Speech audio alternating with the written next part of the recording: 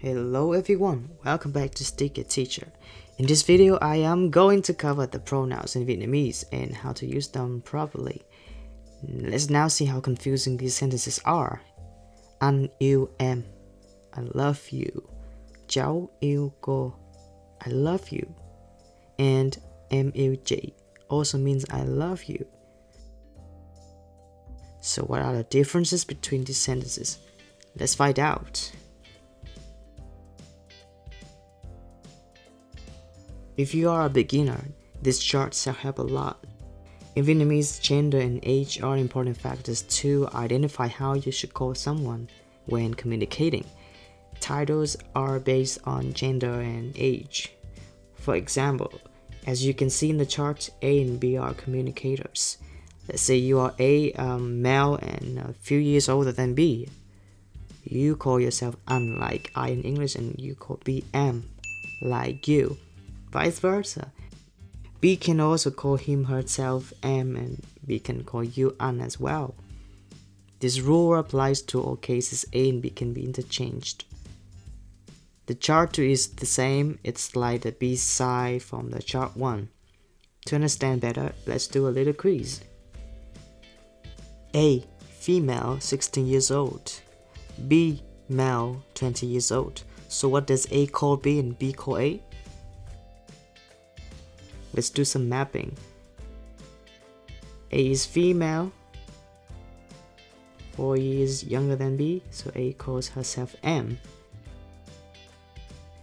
B is male, so A calls B anh, and vice versa. The conversation. Anh có khỏe không? How are you? Anh rất khỏe, cảm ơn em. I'm very good, thank you. Anh có yêu em không? Do you love me? Không, anh không yêu em. No, I don't love you. Bài tập exercise. Can I call her em? How should I say I love you to her in Vietnamese? Let's do the mapping again.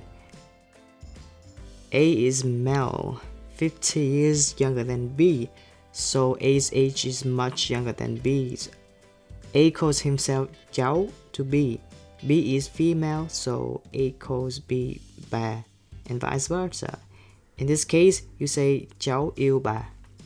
If she loves you too, she says bà cũng yêu cháu. And this is how you call the third person. He, him, anh ấy or anh ta. She, her, cô ấy or cô ta. It, nó, also depending on the situation. They, them, họ. We, us, chúng ta or chúng tôi. Examples. Ví dụ, tôi đã thấy anh ấy nói chuyện với họ. I saw him talking with them. Chúng tôi muốn cô ta trở thành giáo viên của chúng tôi. We want her to become our teacher. Next, the possessive in Vietnamese is very simple. We just use của as a word to indicate owned or possessed by. For example, đồ chơi của tôi, my toy. Tóc của cô ấy, her hair.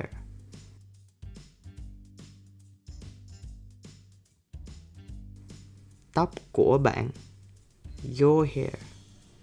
Alright, you can find the download links in the description box.